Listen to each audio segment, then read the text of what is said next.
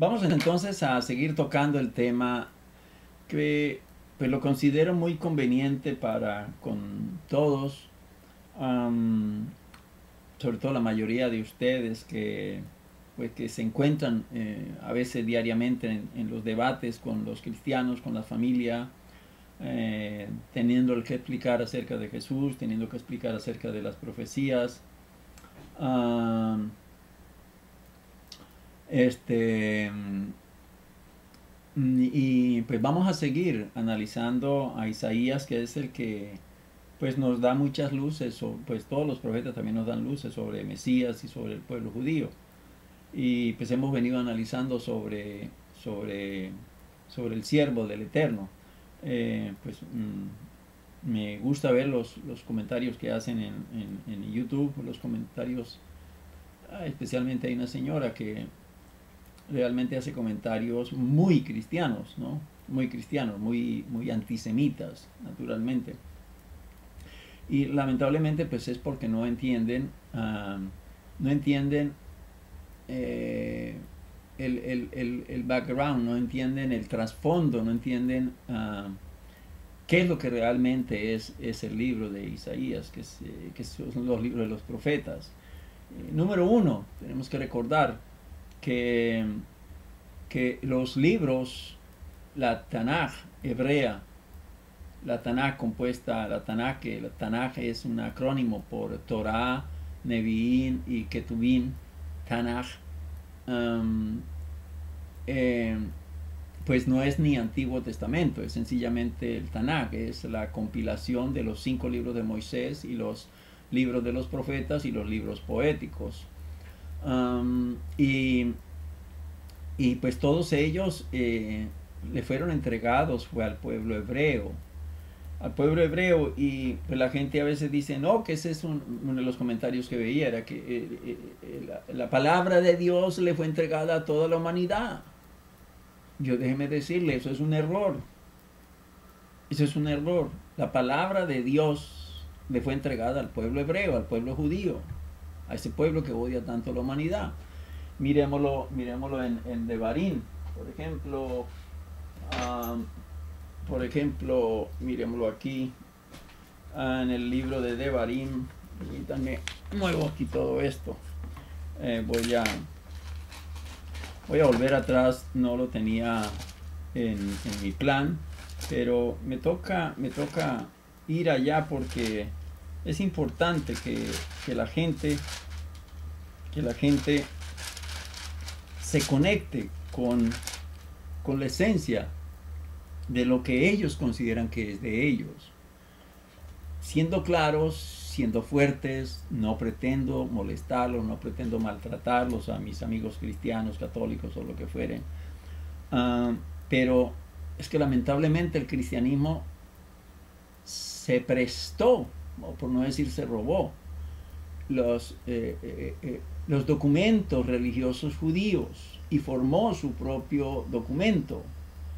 Pero el problema es que no respetó los originales, no respetó lo que le fue entregado al pueblo hebreo. Está bien que se hubiera prestado y lo hubiera tomado y lo hubiera considerado en su esencia, en su integridad, pero el problema es que no lo hicieron. Y entonces cogieron, se dieron las ínfulas de que ahora ellos son los sabios, ellos son los jajamín, ellos son los que interpretan las escrituras porque ellos, según ellos, tienen el Espíritu Santo y que así ellos entonces están iluminados y ahora ellos entienden mejor las escrituras que el pueblo judío. Eso es un error garrafal. Las escrituras, la palabra de Dios como se conoce, exceptuando Nuevo Testamento. Para el cristiano la palabra de Dios es Nuevo Testamento y Antiguo Testamento. Para el judío no existe Antiguo Testamento ni Nuevo Testamento. Para el judío existe el Tanaj y para el judío existe los evangelios, ¿sí? Que hablan de Jesús.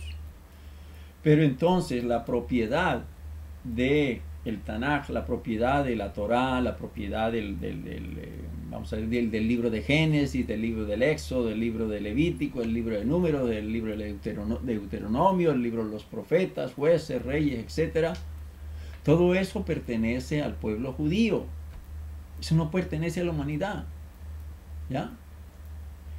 más todavía los profetas, que eran judíos y hablaron para el pueblo judío. Cuando ellos tenían que hablar para el pueblo gentil, está escrito y ahí quedó escrito. Hay profecías para Persia, hay profecías para Edom, hay profecías para Egipto. Y ahí están. Pero básicamente los profetas nuestros hablaron fue a nuestro pueblo. Ahora, caso aparte de la Torá. La Torá pues fue el libro que se le entregó a un judío descendiente de la tribu de Leví llamado Moshe. Moshe Rabeno, Moisés nuestro maestro. Entonces, esos 5 libros, pues que no fueron 5 dictámenes que Dios le dio a Moisés, no, sino que ya esos se separaron en la medida en que los hombres de la gran asamblea del Anshe Kenese Agedolá, los hombres del antiguo Sanedrín, los sabios pues, que acompañaron a Moisés, pues ellos entonces para hacer más al acceso de nosotros, pues, y con el tiempo, todas esas historias, todos esos cuentos que Dios le echó a Moisés, pues ellos, Moisés los iba escribiendo y además los escribanos de Moisés, de acuerdo a lo que él les decía, y entonces ellos lo colocaron en el orden de que pudiéramos entenderlo en 5 libros. Dios entregó una sola Torá, entregó 2 tabletas, ¿sí? Entendemos, y 5 leyes, entendidas como 5 leyes en una tabla y 5 leyes en la otra. Pero no fueron solamente esas 10 tablas, esos 10 mandamientos, fueron muchos más mandamientos que fueron dados con el correr del tiempo en el desierto de Sinaí. Entonces, pero eso le fue entregado lo que fue todas esas revelaciones del mundo, cómo había sido creado, cómo era Dios y qué era lo que Dios buscaba del hombre. Todo eso se le entregó a Moisés y al pueblo hebreo, porque el pueblo hebreo fue escogido allí a través de Jacob. Por eso dice, mi siervo Jacob, mi siervo Israel, que eso es lo que hemos venido estudiando. Entonces, Israel ha sido escogido como el siervo de Dios, como la mano derecha, vamos a decir, en los negocios de la tierra. Ese es Israel, ese es Jacob y obviamente sus descendientes. Entonces, el pueblo judío es quien tiene los derechos de autor de la Torá y de los profetas, ¿sí? Y el pueblo judío la ha mantenido por siempre hasta el día de hoy. La Torá que se le entregó a Moisés hace 3.500 años atrás, pues es la misma Torá que hoy un rollo de Torá lo vemos en nuestras sinagogas. No se le ha cambiado ni una yod, ni una tab, ninguna de las letras hebreas. Entonces, ese es el contexto. Y esto es porque yo sé que van a seguir viendo estos videos y van a seguir debatiendo, y el debate está muy bien.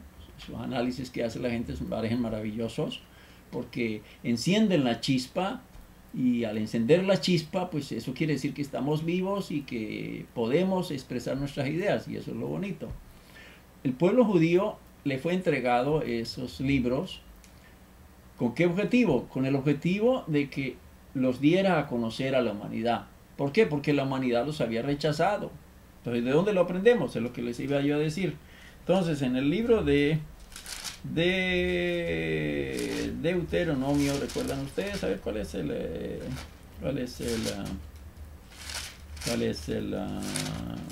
la cita en Deuteronomio? A ver, ¿recuerdan?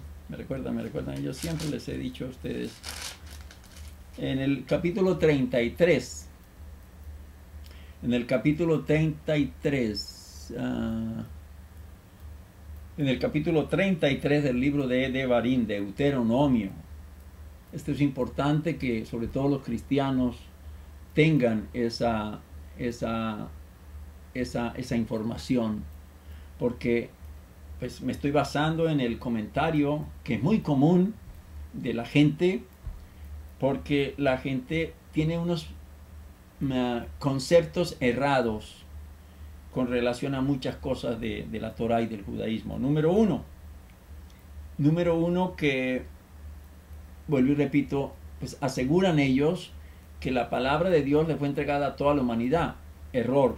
Eso no es correcto. La palabra de Dios, o sea, la Torá, le fue entregada a Moisés para que el pueblo hebreo la viviera, la sintiera y la manifestara a las naciones para que las naciones siguieran el ejemplo del pueblo judío. El pueblo judío fue santificado, fue, fue vuelto sadik por parte de Dios, como lo vemos en el profeta, que es el que estamos analizando.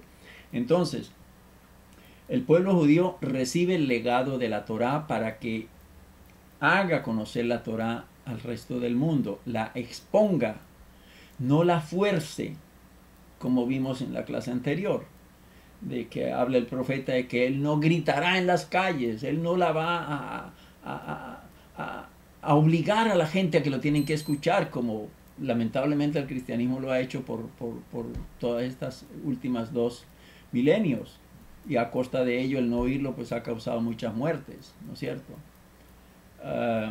También pues, no solamente el pueblo cristiano, el pueblo islámico también hoy día pues hace lo mismo, y lo ha hecho también por obligar a que ellos son los que tienen la razón, ellos son los que tienen el pueblo judío ya no tiene la herencia porque nos portamos mal, entonces ya Dios nos desechó, y entonces la pelea está entre el islamismo y los cristianos, ¿no? Entonces Dios escoge al pueblo hebreo. ¿Por qué? Pues leamos lo que dice en el capítulo 33. Dice, le voy a leer la versión cristiana, y le voy a leer la versión europea. Mentira, la versión hebrea. Dice en el capítulo 33, dice 32, dice 33, ¿dónde está 33? Se me perdió 33, a ver. Dice entonces, es la Parashat Besot HaBerajá. Dice, y esta es la bendición con la que Moshe, hombre de Dios, bendijo a los hijos de Israel antes de su muerte.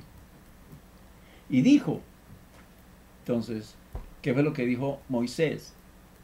Ya Moisés aquí le va a relatar al pueblo hebreo, miren, para su información, Dios hizo esto y aquello, para que ustedes se curen en salud y ustedes lo expongan a la humanidad. ¿Qué dice? Dice, el Eterno vino de Sinaí,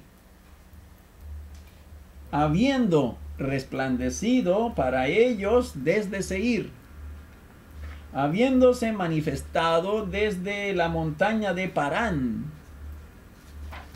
y llegó con algunas de las santas miríadas de su diestra una ley de fuego para ellos. Nada más, esto es lo que yo quería leer. La versión cristiana dice, esta es la bendición con la cual bendijo Moisés, varón de Dios, a los hijos de Israel antes que muriese, y dijo, ya vino de Sinaí, y de Seir les esclareció, resplandeció desde el monte de Parán, y vino de entre 10 millares de santos, con la ley de fuego a su mano derecha. Entonces, ¿qué es esto?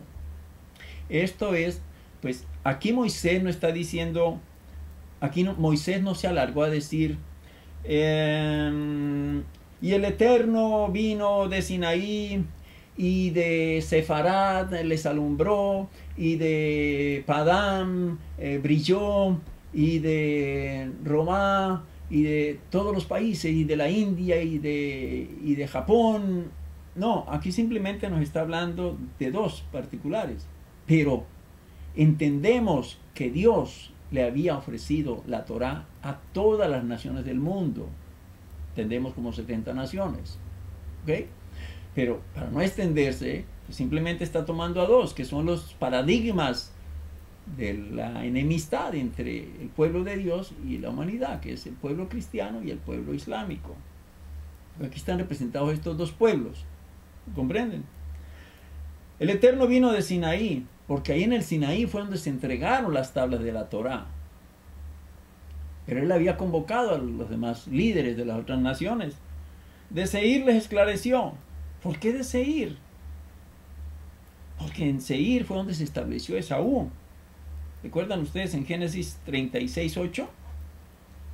Génesis 36:8. ¿Recuerdan ustedes? A ver si lo alcanzamos a ver aquí. Y esto es importante porque para que la gente tenga entendimiento hombre, el pueblo judío no es que le haya robado nada a nadie. El pueblo judío se le entregó algo.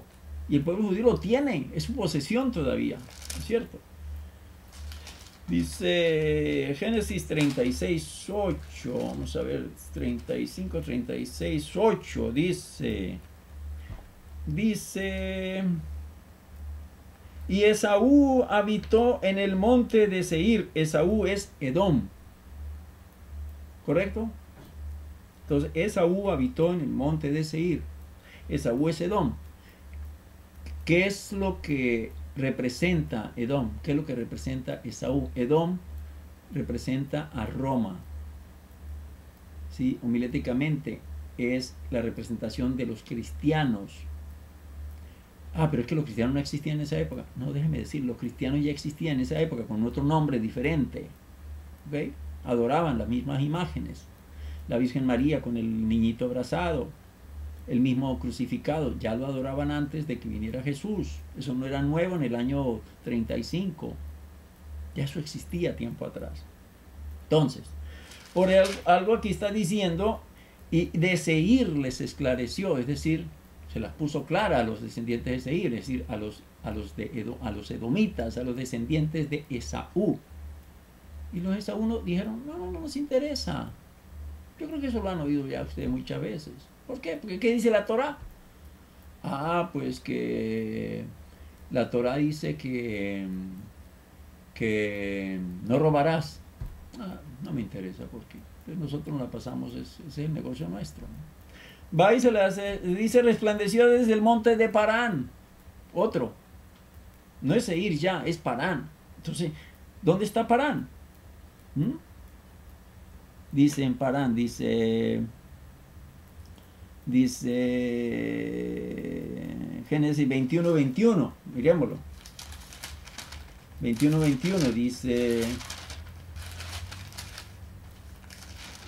21:21, dice, y habitó en el desierto de Parán y su madre le tomó mujer de la tierra de Egipto. Estamos hablando aquí de Ismael.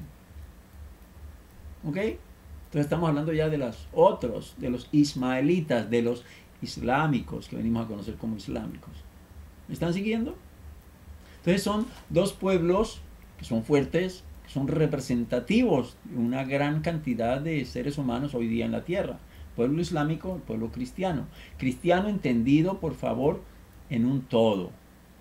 Porque los cristianos evangélicos, pues descienden, ellos les gusta hablar mucho de la, ¿cómo le dicen ellos? La gran ramera, le dicen a la Iglesia Católica, ¿recuerdan ustedes? Pero ellos no se están dando cuenta que ellos son hijos de la gran ramera. Caray, yo estoy llamando prostituta a mi mamá y no me estoy dando cuenta. ¿Me comprenden? Porque los cristianos son hijos de Roma. Fue simplemente alguien que salió y dijo, oye, esto a mí no me parece correcto. Hombre, esto estar vendiendo nosotros los pecados de la gente, negociando con los pecados de la gente y hacernos nosotros ricos, no me parece bien. Entonces, hubo el cisma de la Iglesia Católica. Pero hasta el momento de estos rebeldes, ¿sí? de Martín Lutero, que fue la cabeza de la rebelión, ¿no?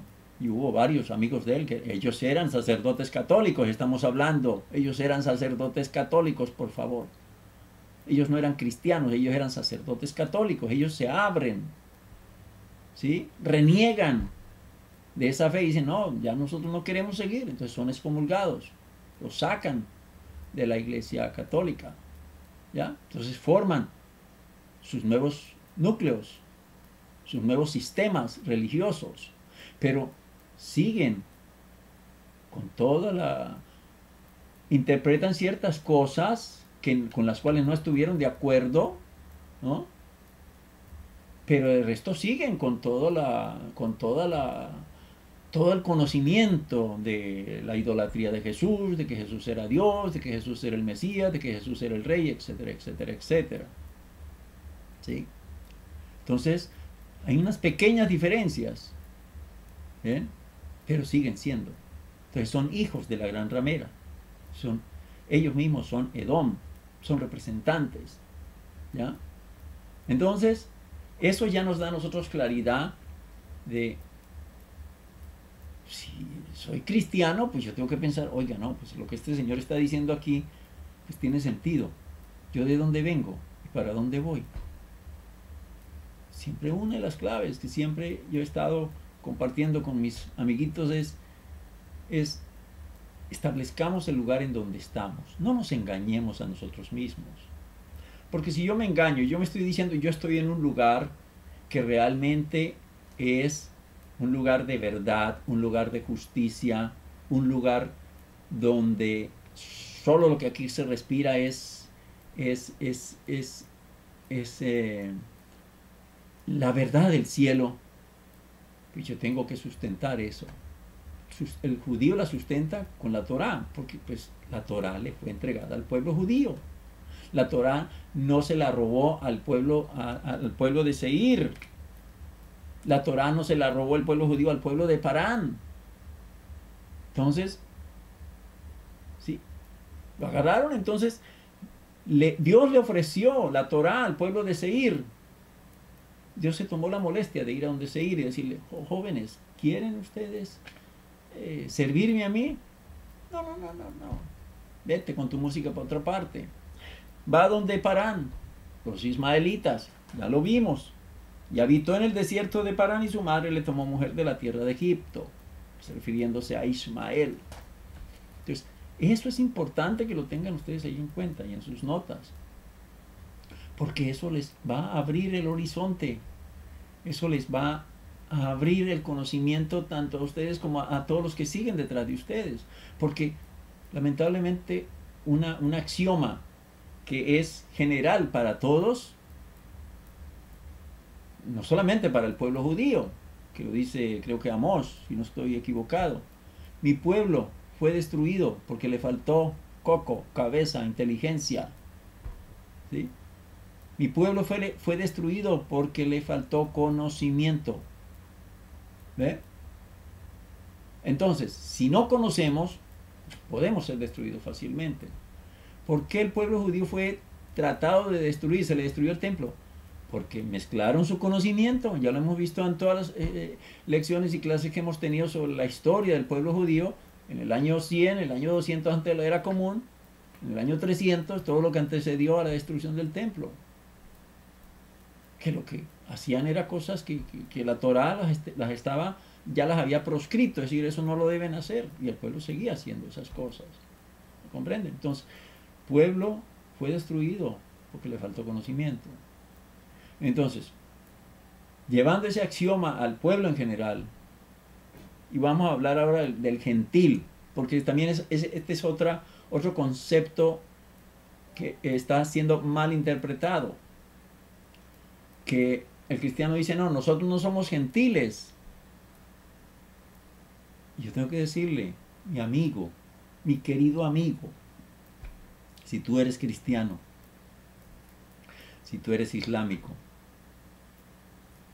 delante de la Torá, tú eres tanto cristiano como islámico, como budista, como masoquista, eres gentil. Gentil es muy diferente a ser impío. ¿Sí? Impío ya es una persona que no tiene piedad, que no es piadosa, que no sigue las normas de las buenas costumbres. Eso es diferente. Impío a gentil es completamente diferente. Pero el pueblo judío no es gentil. ¿Por qué? Porque precisamente la Torá se encarga de establecer esa barrera, esa diferencia entre ustedes son mi primogénito, ustedes son mi siervo, y los demás son los goyim. Goyim es en plural de goy, que significa gentiles o gentil goy. ¿Me comprenden bien? Entonces, esto es importante tenerlo establecido, porque así ya yo voy a entender, bueno, ok, entonces, si soy cristiano, pues soy gentil. Pero eso no quiere decir que sea un gentil malvado, que sea un gentil impío. No, no estamos hablando de que el gentil sea malo o bueno. Estamos hablando que es de las gentes, que es del resto de la humanidad que no es judía. ¿Eh? Pero gentiles pueden ser buenos, pueden ser malos. ¿Mm? Como hay judíos que pueden ser buenos y pueden ser malos. O como hay islámicos que también sean buenos y sean malos. O budistas, o masoquistas, ¿no? Entonces, esos detalles hay que tenerlos siempre en cuenta para poder entender las escrituras y entenderlas dentro del contexto en el que fue dada las sagradas escrituras. Se les fue dada al pueblo hebreo, porque los demás pueblos dijeron, no, no la queremos. Y esta es el sello con el cual conocemos, cuando está escrito en el libro de Deuteronomio, capítulo 33, para los que les gusta tomar la nota. Que aquí está hablando es del momento del Matán Torah, de la entrega de la Torah, que Dios se la ofreció a otras naciones y las otras naciones dijeron no. Pues fueron del pueblo judío y el pueblo le dijo, ¿cuánto vale? Y uno es gratis, dame 2. ¿Ya? Entonces, el pueblo judío que respondió, el pueblo judío dijo, haremos y escucharemos.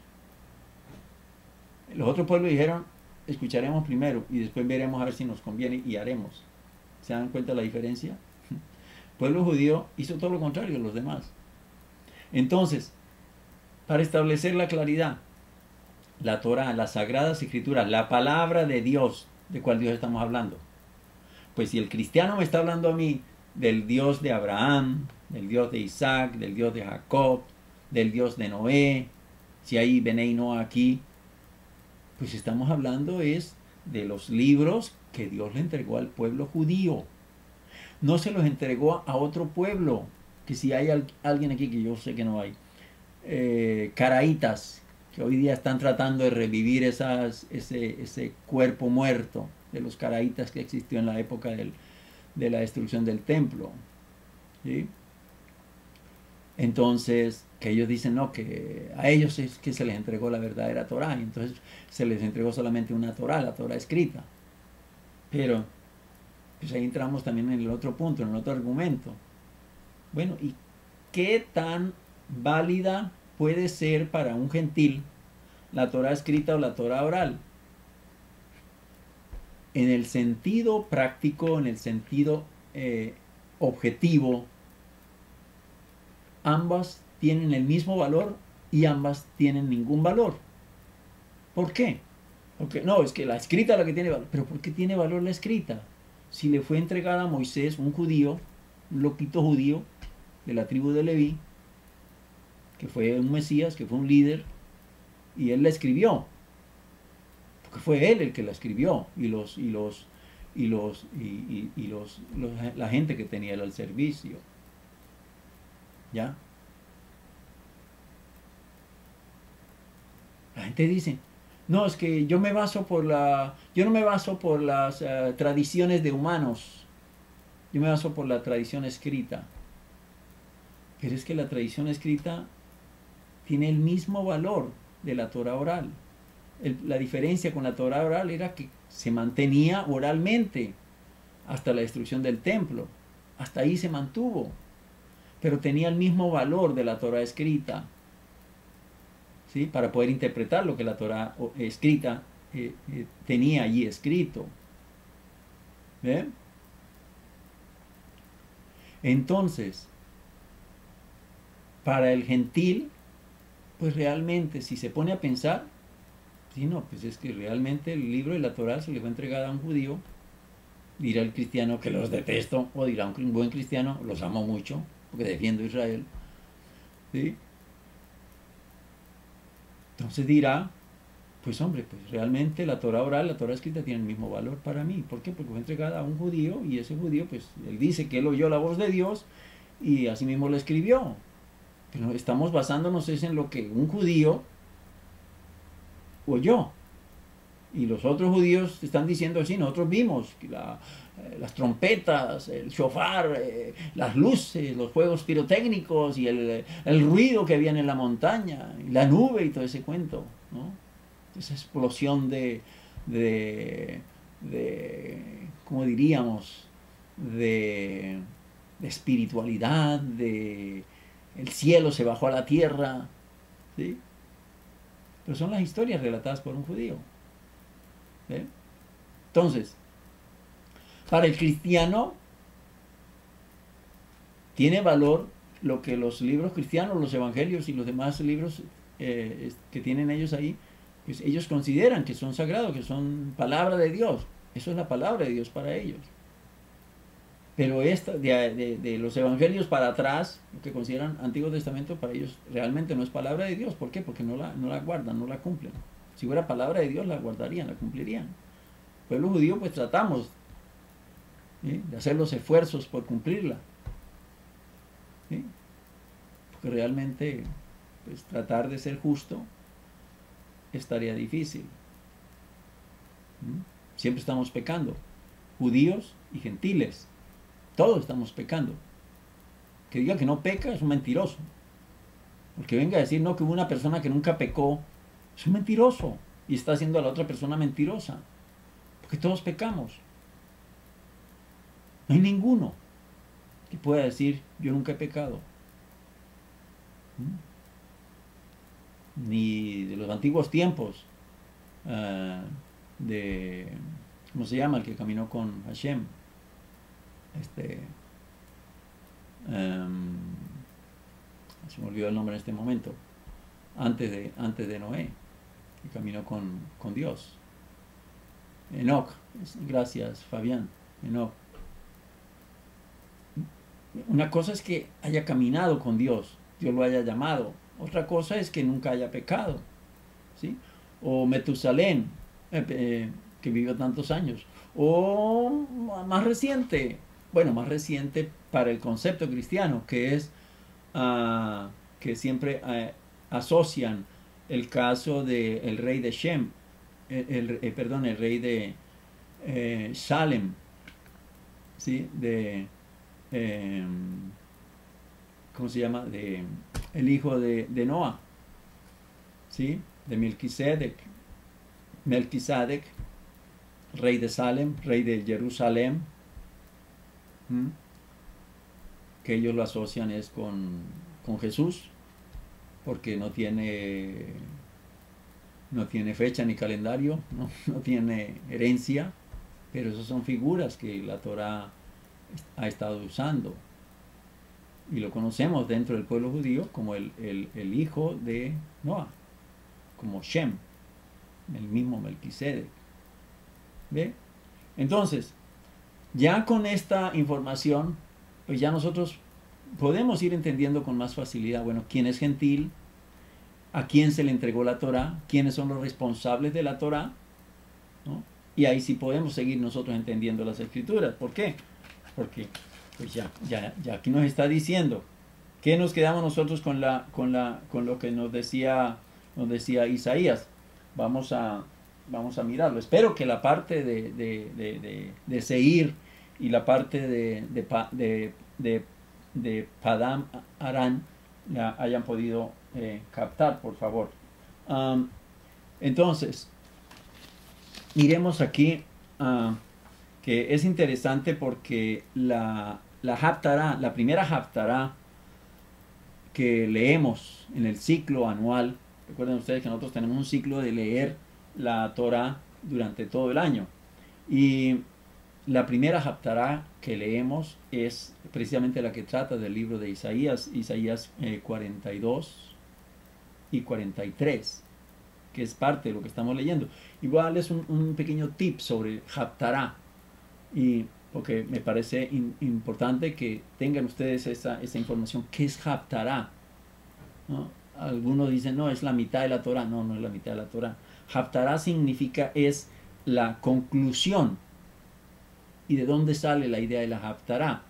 Bueno, realmente no se tiene una información total, fidedigna al 100% que nos diga la Haftarah se comenzó a desarrollar a partir de tal fecha y por esto, por esto y por esto.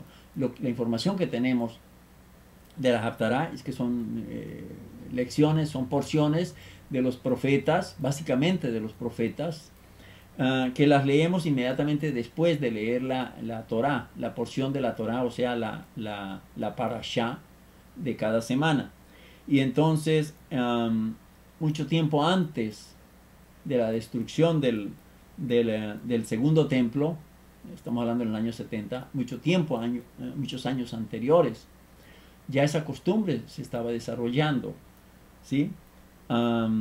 Y se escogían pues los libros que ya conocemos de los profetas, los Yehoshua, los jueces, reyes, Samuel, Isaías, Jeremías, Ezequiel y los libros de los otros, los profetas menores, como le llamamos, los 12 profetas. Pero entonces no tenemos una información histórica real que nos diga la Haftarah se comenzó en tal fecha. En la época medieval, un autor manifestaba que hacía un poco más de 2000 años, más o menos hacia el año 168 antes de la era común, año 168 antes de la era común, cuando la sociedad estaba helenizada. ¿Recuerdan ustedes que lo vimos? La época de Hanukkah, ¿sí? Entonces, hacia esa época, el rey Antíoco, ¿recuerdan ustedes Antíoco? Que era medio malvado. Antíoco Epifanes, el rey de Siria, tenía a cargo el control por parte de los romanos. Roma era la reina, pues, de todo. Pero el rey de Siria tenía esas provincias, las tenía bajo su dominio, bajo su protección, bajo su supervisión, lo que era la zona de Judea y la zona que luego se vino a conocer como la Palestina. Pero recordemos que la Palestina como tal se vino a dar a conocer a partir del año 34, si mal no recuerdo. ¿Ok? Que fue cuando se le cambió el nombre a Judea por Palestina. No antes se le conocía como Palestina, fue después de que se destruyó el templo. Perdón, en los tiempos de la destrucción del templo. Eso lo vimos en una clase anterior. Entonces, este señor Antíoco Epifanes, él prohibió que se leyera la Torá, ¿sí? Prohibió que se leyera la Torá. Pero pues los rabinos se las ingeniaban para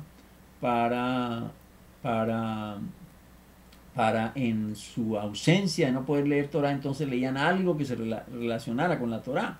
Y entonces leían porciones de los profetas que tenían cierta conexión con lo que la Torá, que ya venían acostumbrados a leerla, les estaba indicando. Entonces, a partir de ese momento ya se sigue estableciendo la lectura de la Haftarah oficial, porque no podían leer la Torá.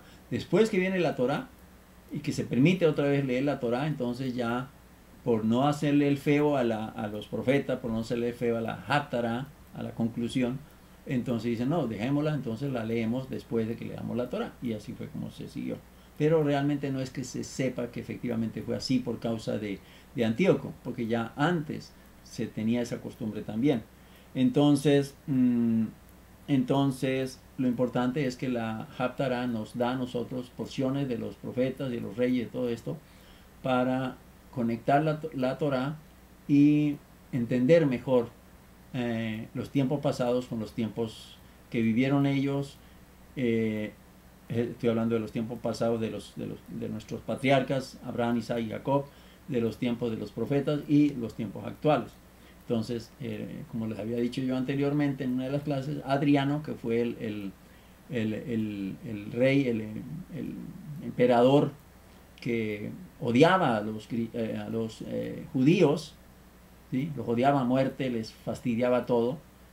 Fue en el año 134, me equivoqué, en el año 34, 134, que a partir de allí por poner más molestos a los judíos, entonces cambian el nombre de Jerusalén por Aelia Capitolina y a Judea la cambian por Palestina. Entonces, no es que Palestina haya existido mucho antes de los judíos, eso es absolutamente falso.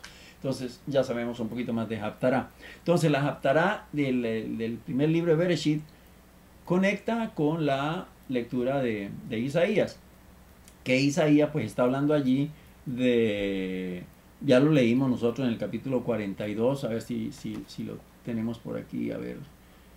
¿Qué dice el arranca? Dice, ¿dónde que está? 42, que dice, así dice Dios el Eterno, el que creó los cielos y los expandió, que extendió la tierra con todo lo que de ella procede, el que dio aliento de vida al pueblo que está sobre ella y espíritu de santidad a los que caminan por ella. Entonces por eso es que la Haftará se conecta con Bereshit, porque Bereshit está hablando desde la creación del hombre. Entonces ahí ese capítulo Isaías comienza a dar una explicación, ¿sí?, de la creación, etcétera, y sigue más adelante cuando Dios entonces le promete a Israel que Israel va a ser el siervo, como lo hemos venido estudiando, siervo de Dios, es decir, la ayuda divina aquí en la tierra. La ayuda divina en los cielos pues son los ángeles, ¿sí? Pero la ayuda divina aquí en la tierra es Israel, el pueblo judío, para lograr lo que Dios ha pretendido con el resto de la humanidad. ¿Por qué? Porque pues, Dios creó al hombre y lamentablemente, pues, como dijo en una ocasión, la verdad es que no me cuadró mucho la idea de haber creado al hombre, ¿no? Me arrepiento, algunos nuestros sabios lo interpretan de esa manera, ¿no? Arrepiento de haber creado al hombre. Pero en medio de todo, pues, sigue amando a la humanidad y sigue amando a Israel. Entonces, dice él allí que yo, el Señor, vamos a mirar lo que dice Isaías de nuevo, porque pues con todo este preámbulo pues es interesante retomar los conceptos que ya habíamos visto y volverlos a analizar con otros auxiliares, que dice en el 42:21, este pueblo he creado para mí. En el 42, miremos en el 42, que dice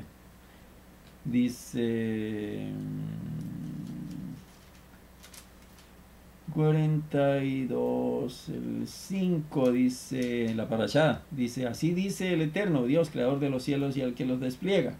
Verso 6, que dice, que lo habíamos visto en la clase anterior y habíamos parado allí, dice, yo el Eterno te he llamado en justicia. Te he llamado en justicia. ¿Qué quiere decir esto? Dice que Dios promete a Israel que va a ser el siervo de él, va a ser el que va a estar al lado de él en los asuntos aquí en la tierra. Y dice en justicia. ¿Qué quiere decir esto? Dice por los propósitos de mi justicia, ¿no?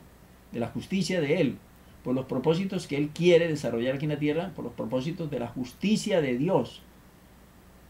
Y no está hablando aquí por la misericordia, por mi raja, ¿no? Rajen de Hashem, ¿no? Está hablando es de la justicia de Dios. Dice, por mi justicia. No es por la justicia de Israel, sino por mi justicia. Por la justicia de él es que escoge a Israel como su siervo. ¿Y cuál era el propósito de él, de Hashem? De que él va a fortalecer a Israel cuando lo toma de su mano, porque dice, y te sostendré por la mano. Cuando dice te sostendré por la mano, quiere decir, pues si a mí me están agarrando la mano, me están dando fuerza, me están dando confianza. alguien me está ayudando. Si me están agarrando de la mano, pues yo con la otra mano puedo batirme a la espada. Entonces, pero para el propósito de la justicia de Hashem, no para el propósito de la justicia judía. Claro. ¿Ok? Entonces, dice que él sostendrá al pueblo por la mano. Dice, y de esa manera pues él va a alcanzar el destino que Dios quiere que alcancemos. ¿Cuál es el destino? De ser luz para las naciones. Dice, te guardaré y te pondré por pacto al pueblo, por luz de las naciones. Dice enseguida. Dice por pacto al pueblo. O por un pacto a cuál pueblo. No al pueblo hebreo, porque ya le ha hecho un pacto con el pueblo hebreo, sino por un pacto entre tú, judíos, y el resto de la humanidad, los goyim, el resto todo de la humanidad, cristianos, islámicos y el resto de sectas, de denominaciones. Sectas lo utilizo como, no en sentido peyorativo, aclaro. Secta también, el judaísmo es otra secta. Una cosa es que lo entendamos como sectas, uno dicen satánicas, otro dicen sectas de error. El problema es, bueno, ¿cuál error? ¿No? ¿Qué errores que están? Pero todas estas sectas, todas estas ramificaciones que comprenden la actitud religiosa del ser humano. Entonces, es un pacto entre Israel y las demás naciones, un pacto que pues viene de Dios. ¿Cuál es ese pacto? De que ustedes, Israel, sean luz a las naciones. ¿Qué es lo que significa eso de ser luz a las naciones? Entonces dice que el conocimiento de Dios y la práctica de la justicia es lo que Israel tiene que desarrollar para con la humanidad. Ese es el pacto de Israel con la humanidad. Ese es el pacto que está hablando Dios allí. Te pondré por pacto al pueblo, pacto a los gentiles, a los goyim. Y no se me ofendan, cristianos, gentiles, ustedes cristianos, ustedes islámicos, porque no son del pueblo judío. Si no son del pueblo judío, son gentiles. No es peyorativamente que estamos hablando, sino en el sentido esencial de la palabra. ¿Ya? Entonces Israel pues tiene a cargo esa misión, que es la de dar el conocimiento de Dios. ¿Por qué? Porque pues el resto de la humanidad se dejó desviar por el conocimiento que le traían los otros loquitos que de pronto se alucinaban, se metían un trago de alcohol, se metían un bicho de marihuana en la boca a fumarla, porque eso existe hace muchísimos años, y comenzaban a sentir cosas y a brincar y a decir que los dioses les hablaban. Entonces comenzaron a fundar dioses y dioses y dioses. Entonces la idea de Dios era, no, ya, esta gente deje tanta idolatría con dioses que ellos crean y que crean que yo soy el que verdaderamente los creó y que yo soy el que hice todo esto con el propósito de que también todos se santifiquen, no solamente Israel, sino que el resto de la humanidad se santifique a través de Israel. Israel allí viene a considerarse como el siervo, como el Mesías para el resto de la humanidad, y eso es lo que el pueblo no entiende, el pueblo goy, no entiende.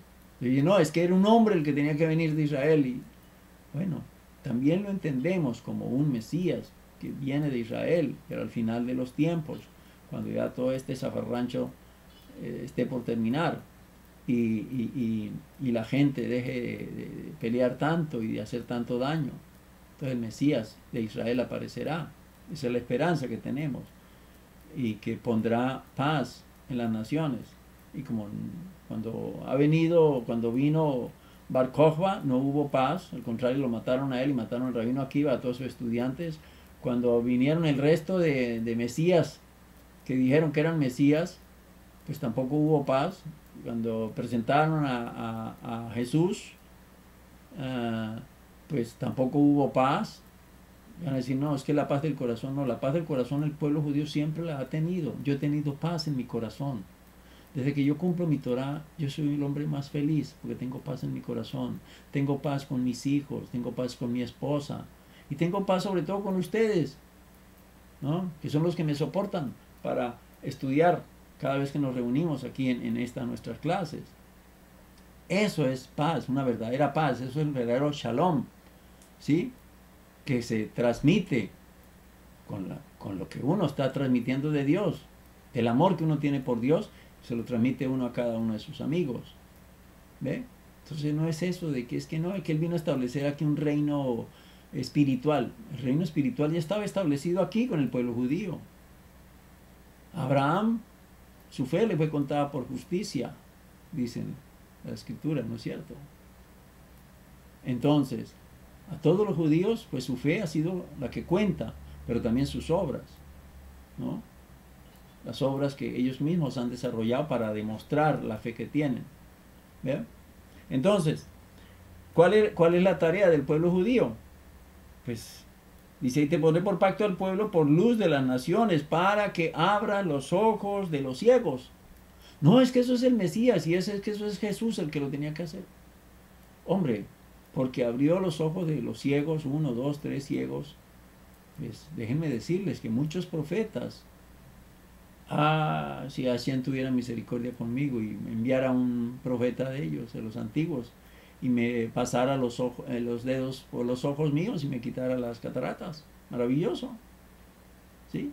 Eso en el sentido físico. Pero estamos hablando también en el sentido espiritual. ¿Sí? Para que abra los ojos de los ciegos. ¿A qué se está refiriendo eso?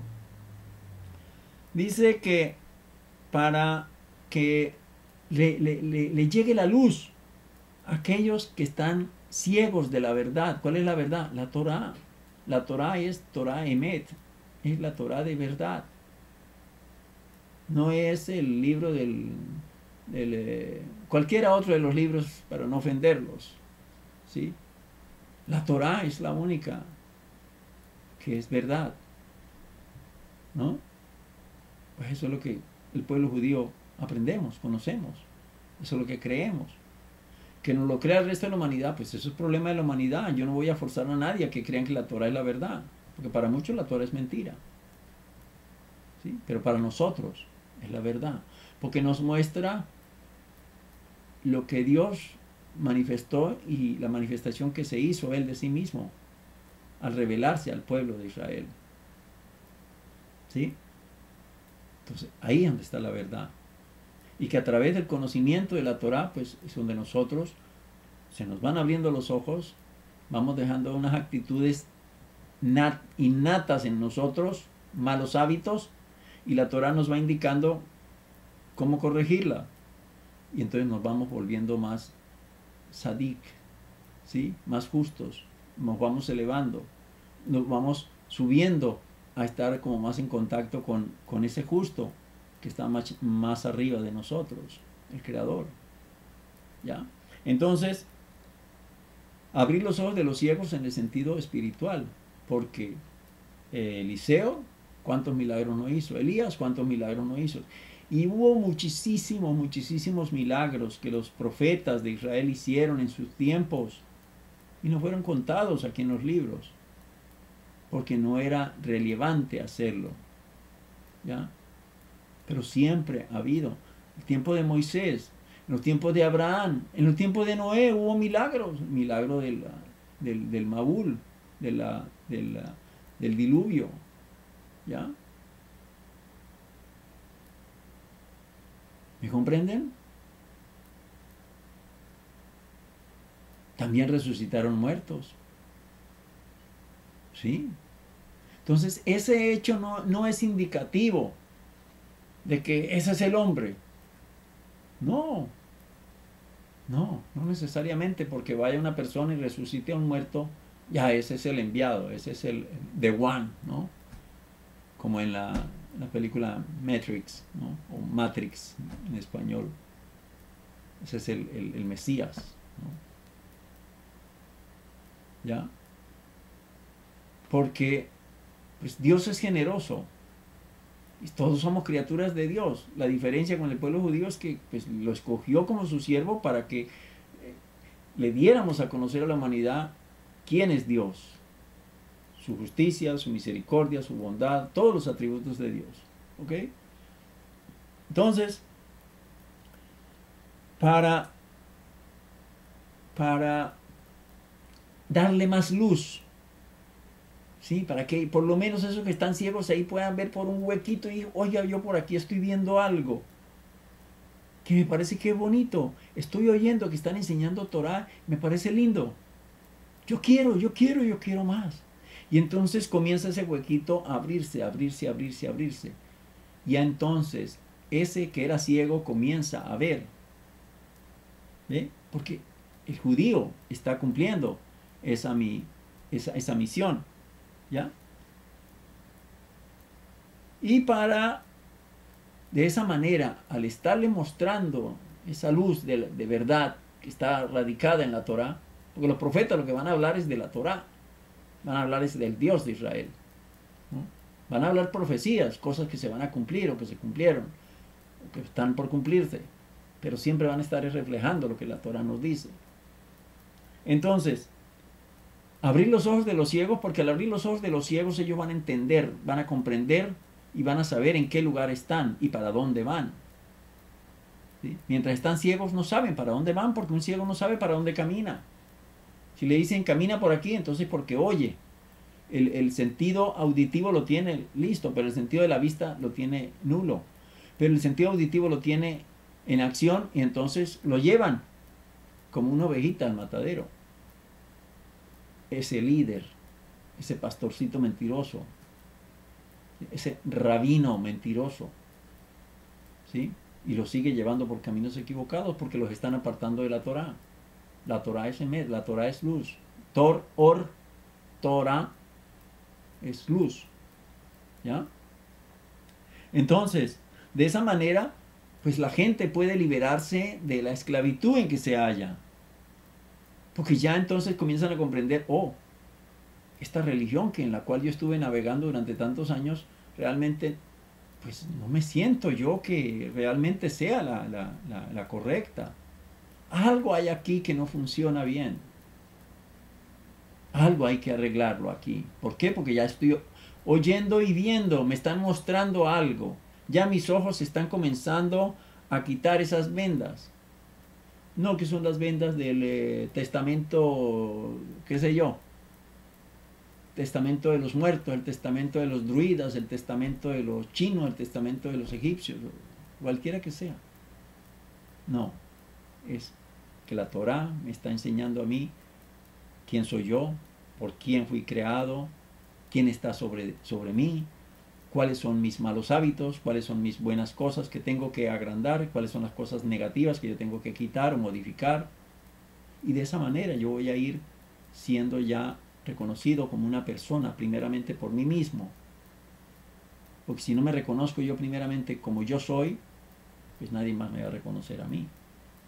Entonces, esa es la misión del pueblo de Israel, del siervo de Dios, de ser luz a las naciones, de sacar a la gente de las cárceles, como dice, para que saques de la cárcel a los presos, ¿no? A los que moran en tinieblas. ¿Sí? Abrir los ojos de los ciegos, sacar de la cárcel a los cautivos. ¿Por qué? Porque si están en una religión, están siendo engañados, la vista la tienen nula, el oído lo tienen trabajando, pero están siendo mal dirigidos, mal llevados. Entonces están en una cárcel. ¿Sí? Están cautivos todavía en una cárcel. Y como dice, en casas de prisión. Acuérdense, mire, estamos hablando aquí de cárcel de los presos. Hay dos puntos que hay que analizarlos aquí también. Cárcel a los presos, para que saques de la cárcel a los que están presos. ¿Ok? Uno. Y de casas de prisión a los que moran en tinieblas. Pues ya son dos argumentos completamente diferentes, aunque se parecen. ¿Ya? ¿Qué nos indica esto? Pues el de gente que está morando entre, oiga, pero yo soy mesiánico y a mí me dijeron que es que Yeshua, que es el rey de Israel y que, ¿no? Está en tinieblas. porque alcanza a moverse, ¿me comprende? Pero se mueve a tientas, algo de luz tiene, pero no lo dejan salir a la luz completa. ¿Ya? Yo no me estoy burlando de los mesiánicos, ¿no? Yo los amo tremendamente, ¿ya? Porque la mayoría de mis estudiantes, pues, vienen de ser mesiánicos, ¿no? Yo era un ateo, gracias a Dios, un judío ateo, gracias a Dios, como decía mi papá, ¿no? ¿Ve? Entonces, es muy diferente al que está ya en la cárcel como un preso, no porque mató a alguien, no, sino está preso en una cárcel porque el concepto que él tiene, pues, es equivocado y todavía no se ha dado cuenta que está equivocado, entonces está preso allá. Pero hay otro que dice que está en una prisión y está morando en tinieblas. Entonces aquí veo yo a mis queridos amigos mesiánicos, que ellos suponen que son judíos, pero no son judíos. Y ni los cristianos los aceptan porque dicen, no, ustedes lo que vienen aquí es ¿cómo es que les dicen? Vienen es a judaizar, ¿no? A imponer la ley, ¿no? Entonces están en un sándwich que, pobrecitos, me da pesar por ellos, pobrecitos, pero están en un sándwich porque pueblo judío no lo vamos a aceptar nunca como judíos, de ninguna manera. Se va a aceptar como judío el día en que diga, yo amo la Torah Emet, eso es todo. Yo solamente creo en un Dios, Hashem. Hashem es espíritu, es Ruach. Y Él no se hizo carne. La carne se hizo a través de nosotros, la humanidad. ¿No? No que se hizo espíritu, pero es que dice Dios, pues yo soy espíritu, tarao. ¿Por qué me voy a hacer doble espíritu? No, pues es que, pues para que, pues hombre, pues para acomodar la cosita y a que estén las tres personas, ¿no? El Padre, el Hijo y el Espíritu Santo. No, por favor, Dios es Dios. Dios se hizo carne a través de nosotros. No a través de un Mesías o a través de un ídolo o cualquier otro elemento que cojamos extraño. Porque el profeta mismo aquí lo va a aclarar. ¿Qué dice? Mire lo que dice enseguida, por favor. Y si esto no se entiende es porque de verdad, si te veo de frente te voy a agarrar de las mechas y te voy a sacudir a ver si por favor lo entiendes. Pero mira lo que dice el profeta. Todas estas profecías está hablando de Israel, por favor. Dice, yo el Eterno, este es mi nombre. Voy a leerlo, se lo voy a leer en la versión corriente de ustedes. Dice, yo ya te he llamado, dice, yo ya, este es mi nombre, y a otro no daré mi gloria ni mi alabanza a esculturas. ¿No? Miren ustedes este verso que es tan tremendo, es poderoso. Si lo quieres entender, por favor, entiéndelo. Dice, yo el Eterno, Ani, yo Hed, Ani Hashem, yo soy Hashem. Él no está diciendo aquí, yo soy la tercera persona, ¿no? O yo soy la segunda persona. Está diciendo aquí, Ani Hashem, yo soy Yod-Hed, el mismo Dios que se le reveló a Moisés en la zarza, el mismo Dios que se le reveló a Abraham, el mismo Dios que se le reveló a Isaac en la Keidá, el mismo Dios que se le reveló a Jacob cuando peleó a Jacob con el ángel del Eterno. ¿Ve? Es ese mismo, Ani Yod-Hed, Ani Ya. Este es mi nombre. No es que el nombre de él es Yeshua. No. Aquí no está diciendo que el nombre de nuestro Salvador, nuestro Redentor, nuestro Mesías es Yeshua, o Jesús, o Buda, o Mahoma, o ninguno otro, por favor. El profeta está hablando aquí claro, y está hablando en nombre de Dios. Porque si no hubiera hablado en nombre de Dios, ya hubiera estado muerto y no hubiéramos conocido este libro. Ese es mi nombre, que nos dicen nuestros sabios. Dice, el nombre Adonai, pues el nombre de Dios, que Adonai lo usamos siempre, es el nombre que se conecta con la realidad nuestra. Posiblemente Él no tenga nombre, pero Él se manifiesta, se da a conocer a nosotros porque nosotros necesitamos para todo, necesitamos un nombre. A mí no me pueden decir, no, el Señor ese que está allá, aparece allá en la cámara. ¿No? Yo necesito un nombre para identificar todo. Dios le dio el poder a Adán de ponerle nombre a todo, ¿no? Adán tuvo el privilegio de que Dios fue el que le puso nombre, ¿no? Y Adán le puso nombre a Eva, ¿ya? Y de ahí en adelante seguimos nosotros poniéndole nombre a todo. ¿Ve? Entonces, ¿cuál es el nombre de Hashem? Pues seguramente Hashem no tiene nombre, porque ponerle el nombre ya lo encerramos, ¿sí? Ya lo metimos aquí en el vaso. ¿Qué es esto? Esto es jugo de manzana o jugo de uva, ¿sí? Se llama jugo de uva. Y si me lo tomo, pues sabe a jugo de uva, porque ya yo lo describí. Pero Hashem, pues seguramente él no tiene nombre, pero para manifestarse a nosotros, para que nosotros pudiéramos comprenderlo en nuestra concepción humana, pues él dijo, mi nombre es Yod-Heh Vav-Heh, ¿sí? Que ya posteriormente pues le agregamos las palabras de Adonai, ¿no? Yod, A, Do, O, Het, Ya, Jo, etc. ¿Ven? Este es mi nombre, dice. Y esto pues se conecta con la realidad y el poder de, es decir, el mismo nombre de Dios está conectando la realidad y está dándole fuerza a esa misma realidad de un ser divino, de un ser completamente poderoso, tremendo. Entonces, el nombre que aquí está usando el profeta, lo está usando exclusivamente en él. Si el profeta Isaías hubiera querido decir de que ese Mesías, ¿no? Porque la profecía, según los cristianos, se está refiriéndose al Mesías Jesús, pues aquí hubiera aprovechado el profeta para decir, bueno, yo, Ani Adonai, y este es el nombre de mi, como diría él, de mi manifestación carnal, ¿no? De mi carnal, como diría el mexicano, ¿no? Se llamará Jesús, o Yeshua, o Yahoshua, como le quiera llamar, pero de ninguna manera, porque está diciendo él aquí y está rematando con las palabras, este es mi nombre y a otro no daré gloria. A ninguno otro daré mi gloria. Al hijo de María y José, no, nada, aquí me está negando que le va a dar la gloria a otro ser humano, ni a Moisés se la dio, ni a Abraham se la dio.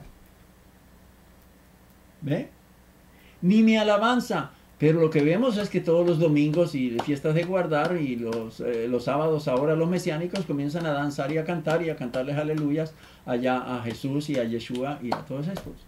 Entonces, pero aquí está diciendo el profeta que Dios no le va a dar, no va a permitir que las alabanzas se le lleguen a otro hombre, a otro ser que no sea él mismo, Hashem. Y mucho menos a esculturas, a ese muñequito que está clavado ahí en una cruz. ¿Me comprenden? Entonces, estas son palabras del Eterno, no son palabras mías, yo no las estoy acomodando aquí.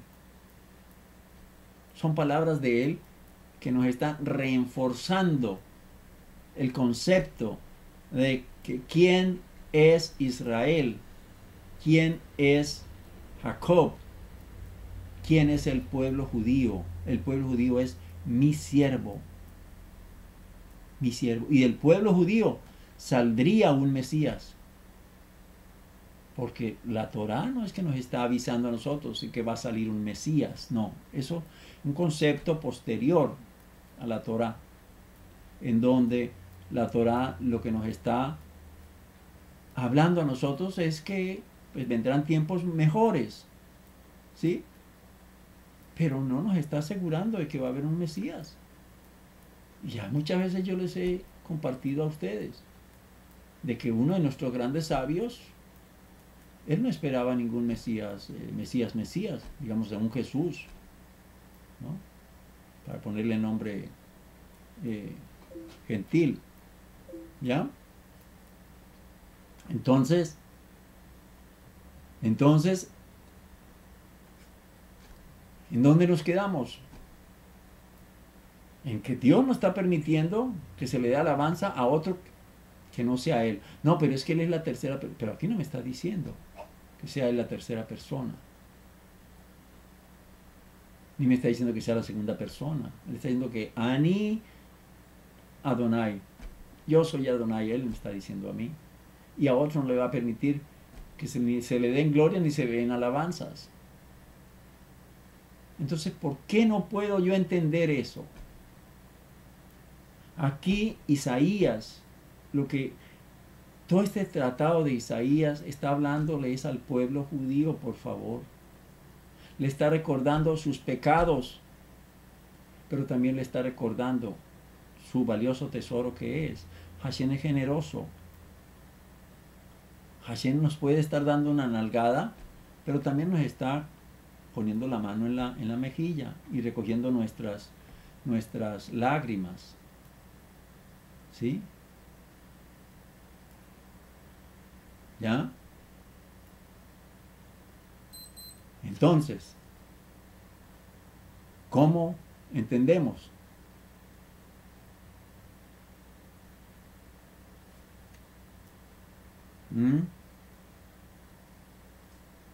El mismo profeta, muy llamado por los cristianos, les está mostrando una realidad y no la quieren ver. Pueda Hashem, con su infinita misericordia, que estas palabras, estos análisis les ayuden a comprender, para que se cumpla pronto la promesa en Yehezkel, de que corran 10 goyim, 10 gentiles, 10 cristianos, por favor.